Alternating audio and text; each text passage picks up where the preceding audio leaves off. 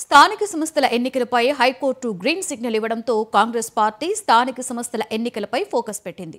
ఉమ్మడి నల్గొండ జిల్లా వ్యాప్తంగా గ్రామ, మండల, పట్టణ, నియోజకవర్గ కమిటీల ఏర్పాటుకు సిద్ధమైంది. ఈ కమిటీల ఏర్పాటు పూర్తయిన తరువాత జిల్లా స్థాయిలో డీసీసీల నియామకాలను చేపట్టనుంది. ఇక ఇందుకోసం జిల్లాలకు చెందిన మంత్రులతో పాటుగా జిల్లా ఇన్ఛార్జ్ మంత్రి, పార్లమెంటు సభ్యులు, శాసన సభ్యుల అభిప్రాయాలను సేకరించనుంది. అందరి ఆమోదంతో జిల్లా కాంగ్రెస్ అధ్యక్షుడి నియామకాలు పూర్తి చేయనుంది. ఇందులో భాగంగా ఉమ్మడి నల్గొండ జిల్లాలో నల్గొండ, సూర్యాపేట, యాదాద్రి భువనగిరి జిల్లాల డీసీసీ అధ్యక్షుడి నియామకంపై పూర్తి స్థాయిలో కసరత్తు చేస్తోంది. ఉమ్మడి నల్గొండ జిల్లాలో కాంగ్రెస్ పార్టీ వ్యూహంపై మరింత సమాచారాన్ని మా సీనియర్ కరెస్పాండెంట్ రామకృష్ణ అందిస్తారు. లక్ష్యం కాంగ్రెస్ పార్టీ ముందుకు సాగుతుంది. ఇందులో భాగంగా మండల కమిటీలు, గ్రామ కమిటీలు, నియోజకవర్గ కమిటీల ఏర్పాటుపై దృష్టి సారించింది. ఇక ఈ నేపథ్యంలో జిల్లా కమిటీలకు సంబంధించి కూడా ఇప్పటి వరకు పీసీసీ పున్న కైలాష్ నేత ప్రస్తుతం అంతా ఉన్నారు. పార్టీని సంస్థాగతంగా ఏ రకంగా బలోపేతం చెబుతున్నారు, జిల్లా అధ్యక్ష పదవి కోసం ఎంతమంది పోటీ పడుతున్నారు, ఏ రకమైన ప్రయత్నాల ద్వారా ఆయన జిల్లా అధ్యక్షునిగా కావాలనే తన ఆలోచన, తపన అధిష్టానం దృష్టికి ఏ రకంగా తీసుకుపోతున్నారు అనేది తెలుసుకునే ప్రయత్నం మాసంలో జరగాల్సి ఉండే కొన్ని కారణాల వల్ల మరి వాయిదా పడుతూ వచ్చింది. తెలంగాణలో గ్రామీణ ప్రాంతంలో ఉండేటువంటి గ్రామ కమిటీలు, అదేవిధంగా మండలాలు, బ్లాకులు, జిల్లాలు ఒకదాని తర్వాత ఒకటి పూర్తి చేయడం కోసం గౌరవ పీసీసీ అధ్యక్షులు మరి మహేష్ కుమార్ గారి ఆధ్వర్యంలో ఈనాడు పీసీసీకి సంబంధించిన అబ్జర్వర్ని జిల్లాకి ఇద్దరిని పంపడం జరిగింది. ఈ జిల్లా కూడా ఎవరైతే మంత్రివర్యులు ఉన్నారో, అదేవిధంగా నజీర్ అహ్మద్ అని చెప్పేసి మరొక కాంగ్రెస్ సీనియర్ నాయకులు కూడా పంపడం జరిగింది.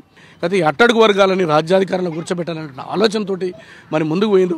వారి ఆలోచనలు ఇంప్లిమెంట్ చేస్తున్నటువంటి ఏకైక నాయకుడు ఈ దేశం లోపల రేవంత్ రెడ్డి గారు అని కూడా నేను ఈ సందర్భంగా గుర్తుకు చేస్తూ వాళ్ళందరినీ కూడా సమానమైనటువంటి ఎమ్మెల్సీలకు అవకాశాలు కానీ, మంత్రులకు అవకాశాలు కానీ, మనం మంత్రివర్గంలో చూస్తే బీసీ, ఎస్సీ, ఎస్టీ మైనార్టీలకు మాత్రమే అవకాశాలు దొరికినాయి. అదేవిధంగా ఎమ్మెల్సీలకు కూడా బీసీ, ఎస్సీ, ఎస్టీలకు మాత్రమే అవకాశాలు ఇచ్చారు. సో గతంలో 2 ఎమ్మెల్సీలు ఇచ్చినప్పుడు తెలంగాణ ఉద్యమంలో పనిచేసిన కోదండరాం గారు, అదేవిధంగా ఒక ముస్లిం క్యాండిడేట్ కూడా ఇవ్వడం జరిగింది.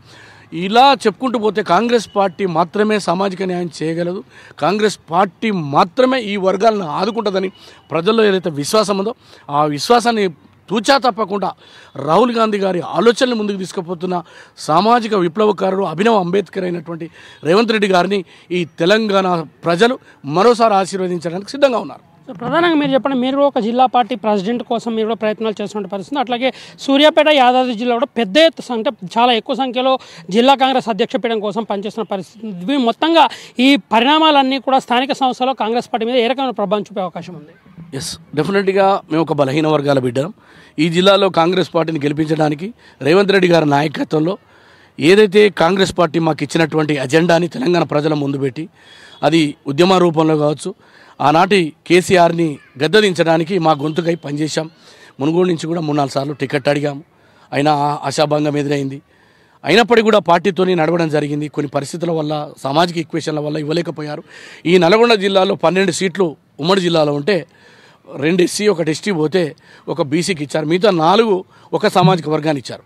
మేమేం తప్పు పడతలేము. సరే, ఉన్నటువంటి పరిస్థితుల్లో పార్టీ గెలవాలి కాబట్టి 2 ఎంపీలు ఉంటే కూడా ఒకే సామాజిక వర్గాన్ని ఇచ్చారు. మరి బలహీన వర్గాలకు మరి సామాజిక న్యాయం చేస్తామని కాంగ్రెస్ పార్టీ చెప్పింది కాబట్టి ఆ ఆశతోటి మీ అందరం కూడా మాకు కూడా న్యాయం కావాలి, ఎమ్మెల్యేలుగా, ఎమ్మెల్సీలుగా ప్రత్యక్ష ఎన్నికల్లో మాకు ఇబ్బంది అవుతూ ఉంది కాబట్టి ఇటువంటి పార్టీ యొక్క పోస్టులను అడుగుతున్నాం, పార్టీకే సేవ చేస్తామని అడుగుతా ఉన్నాం. 100%గా మా బిడ్డలుగా ఈ ప్రజల గొంతుకై మేము నిలబడడానికి, ఈ ప్రజలందరినీ కూడా రేపు రాబోయే రోజుల్లో మళ్ళీ కాంగ్రెస్ వైపు తీసుకురావాలంటే ఈ యొక్క వర్గాల యొక్క ప్రాతినిధ్యం అవసరం కాబట్టి డీసీసీ ప్రెసిడెంట్గా మేము అడుగుతా ఉన్నాం. సరే, అధిష్టానం ఏం నిర్ణయం తీసుకుంటుందో, అధిష్టానం ఏ రకంగా ముందుకు పోతుందో మరి అనేటువంటి దాని మీద మేము ఉన్నాం. 100% మేము పూర్తిగా దీనికి ఎలిజిబుల్. ఎందుకంటే 2014, 2006 నుంచి నేను కాంగ్రెస్ పార్టీతో నడుస్తున్నప్పటికీ యూనివర్సిటీలలో మేము ఆ రోజు టీఆర్ఎస్ వైపు వెళ్ళలేదు. అయినప్పటికీ కూడా మళ్ళీ శ్రీమతి గారు వెళ్ళిపోయారు, చలమల కృష్ణారెడ్డి గారు, అనేక మంది పార్టీని ఇచ్చి వెళ్ళిపోయారు. మళ్ళీ తిరిగి రాజగోపాల్ రెడ్డి గారు మరి సాధారణ ఎన్నికల్లో వచ్చారు. మళ్ళీ టికెట్ కోసం నేను తీవ్రంగా ప్రయత్నం చేసినప్పటికీ కూడా రాజగోపాల్ రెడ్డి గారు నాకు చెప్పారు, నేను ఈసారి ఎమ్మెల్యేగా పోటీ చేస్తాను, సామాజిక న్యాయం లోపల నీకు తప్పకుండా న్యాయం చేస్తా, అది ప్రభుత్వంలో కావచ్చు, పార్టీలో కావచ్చు, నీకు న్యాయం చేస్తాను, నిలబడతా అని చెప్పిండు. నాకు నమ్మకం ఉంది. రాజగోపాల్ రెడ్డి గారు కానీ, ఈ జిల్లాలో ఉన్న జానారెడ్డి గారు కానీ, పెద్దలు వెంకటరెడ్డి గారు కానీ, అదేవిధంగా ఈ జిల్లాలో ఉన్న ఎమ్మెల్యేలు, యువ ఎంపీలు అందరూ పార్టీ సేవల కొరకు, సామాజిక న్యాయం వైపు ఈ జిల్లాలో ప్రజా గొంతుకై నిలబడుతున్న నన్ను డీసీసీ అధ్యక్షులుగా ప్రపోజల్ చేస్తారని ఆశిస్తున్నా. 100% నేను వీటికి ఎలిజిబుల్. ఇది నేను ఎవరితో ఫైర్ అవుతానో లేకపోతే గాలిలో మేడలు కట్టడమో బుడగల నీటిని మాదిరి రాజకీయ నాయకుని కాదు. తప్పకుండా నాకు ప్రజాబలం ఉంది. నా బలహీన వర్గాలు బీసీ, ఎస్సీ, ఎస్టీ, మైనార్టీల అదేవిధంగా అగ్రకులంలో ఉన్నటువంటి అన్ని వర్గాలు ఇప్పుడు ఎమ్మెల్యేలు ఉన్న వాళ్ళు కూడా నన్ను ప్రపోజల్ చేస్తారన్నట్టు ఆశపడుతున్నా.